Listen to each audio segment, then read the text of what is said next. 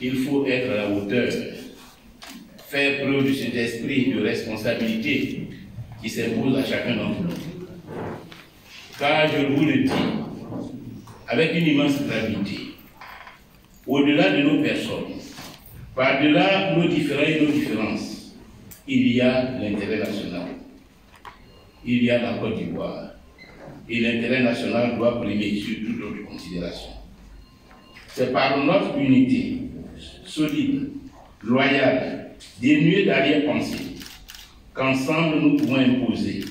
Nous allons imposer au président sortant un processus électoral ouvert, démocratique, inclusif, qui donne à chacun d'entre nous une chance de l'emporter. Cette situation d'extrême gravité que nous vivons, Alassane Ouattara emporte l'entière responsabilité par sa farouche volonté de prendre le processus électoral en otage pour se maintenir au pouvoir contre la volonté de tous. Et pourtant, le 25 août dernier, j'avais appelé le Conseil constitutionnel à privilégier le droit sur toute autre considération. J'avais formé le vœu qu'il ne soit pas le détonateur d'une nouvelle guerre civile en Côte d'Ivoire. Je l'avais mis devant ses responsabilités. Je n'ai malheureusement pas été écouté. Le 14 septembre, une ligne rouge a été franchie. Le Conseil constitutionnel a rendu une décision qui le disqualifie de manière totale, irrémédiable et définitive. Il a trahi sa raison d'être, dire le droit et seulement le droit.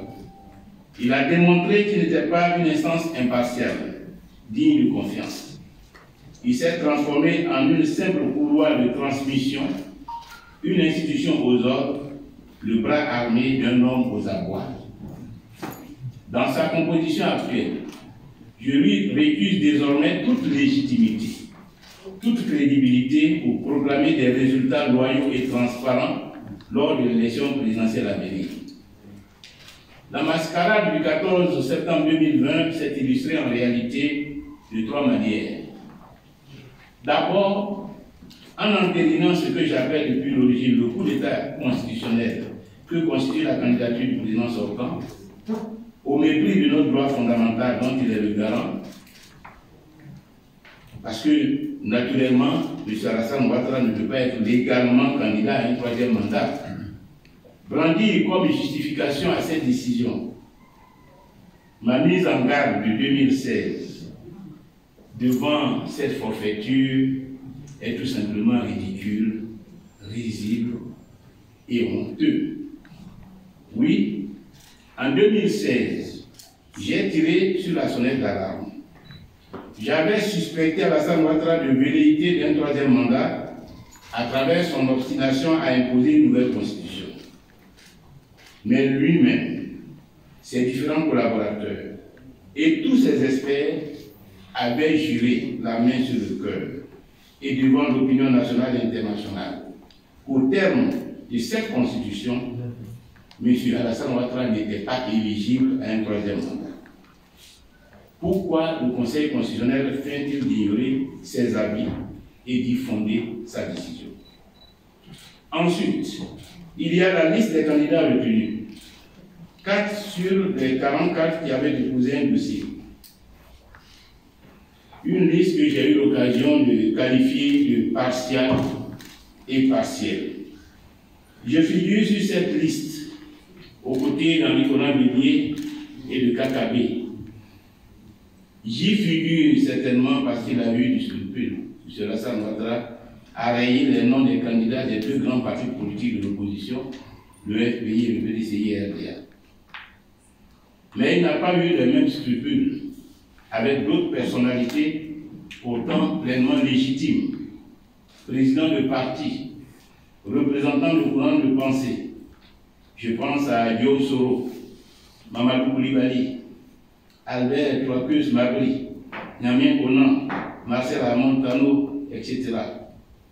Ils sont victimes de calculs, de basses manœuvres électoralistes, aux seules fins d'assurer à Alassane Ouattara ce un coup KO qui s'est auto-prédit pour le 31 octobre 2020. Parmi les grands absents, il y a en particulier le président Laurent Gbagbo, une figure tutélaire de notre vie politique. Il aurait évidemment dû être en position de se présenter. Je l'aurais alors accompagné dans ce choix. Je m'y étais engagé.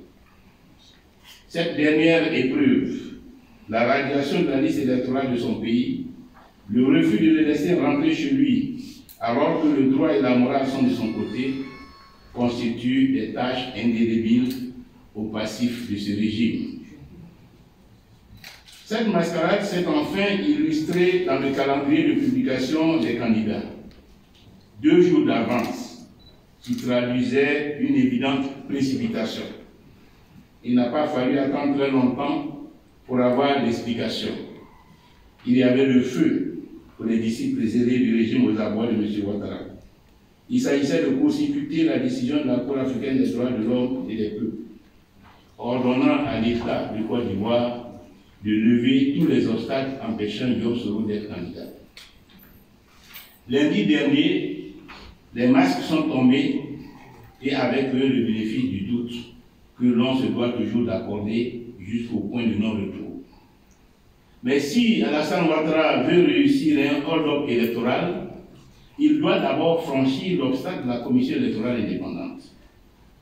Il sait qu'il lui doit sa victoire entre guillemets en 2010-2011. Il est conscient que sans la complicité de la CEI, il est perdant et perdu.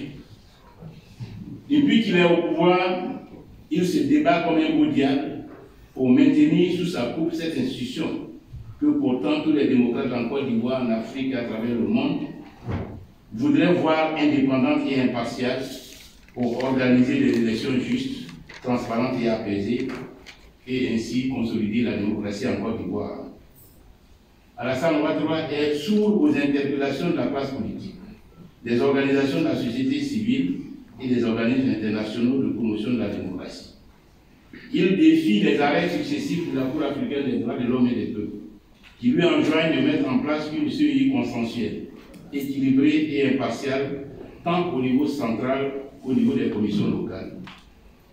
Ces dernières, les commissions locales, qui étaient présidées à 98% par le RHDP en septembre 2019, le sont désormais à 100% depuis la semaine dernière, à l'occasion d'un renouvellement opéré au mépris de l'arrêt de la Cour africaine des droits de l'homme et des peuples et sans la participation de l'opposition.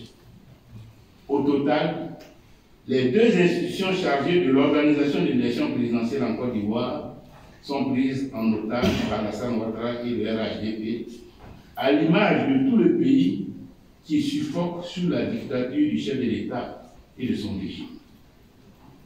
À cause de la dictature d'Alassane Ouattara, Laurent Gbagbo et Charles Blé Goudé sont depuis 10 ans prisonniers errants en Europe, condamnés par contumace.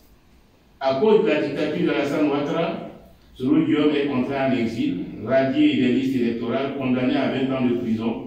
Ses principaux collaborateurs, dont des députés, jetés en prison. À cause de la dictature d'Alassane Ouattara, Soro Diop et Henri Konan Bélier, ses alliés d'hier, fondateurs avec lui du RHDP, sont aujourd'hui ses ennemis jurés. À cause de la dictature, Daniel Caben-Duncan, Montano, Marcel, Marie, Toikeuse ont abandonné Alassane Ouattara. À cause de la dictature, le RDR de Denis Kobena et Daniel David Dabaté est mort. Ces cadres ne sont plus que l'ombre d'eux-mêmes, dans un parti politique que l'opinion qualifie de restaurant. À cause de la dictature d'Alassane Ouattara, je souscris entièrement et totalement à la désobéissance civile prônée par le président Henri Konan Bélier et l'ensemble des forces politiques et sociales ivoiriennes. Au nom du FPI, je lance un appel à tous les militants, à toutes les militantes et sympathisants, à toutes les Ivoiriennes et à tous les Ivoiriens épris de paix, de liberté et de démocratie, de se tenir prêts pour traduire en actes concrets les mots d'ordre qui seront adressés dans les prochains jours.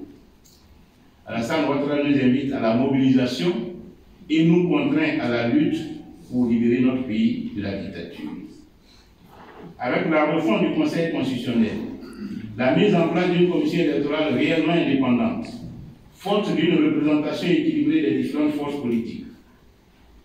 Cela constitue pour moi le préalable à la tenue d'une élection présidentielle. Alors mon combat aujourd'hui est clair. Il s'inscrit, je le redis, dans cette dynamique d'union de l'opposition que j'appelais de mes voeux le 25 août. Ma candidature s'inscrit dans une dynamique de paix et de réconciliation. Je suis déterminé, je suis prêt à gagner, je suis prêt à gouverner. Je suis prêt à mettre fin au drame que vit la Côte d'Ivoire. Je suis prêt à imposer dans les urnes cette alternance dont la Côte d'Ivoire a besoin après 30 années de souffrance. Et pour cela, évidemment, il faut un processus électoral fiable et clair.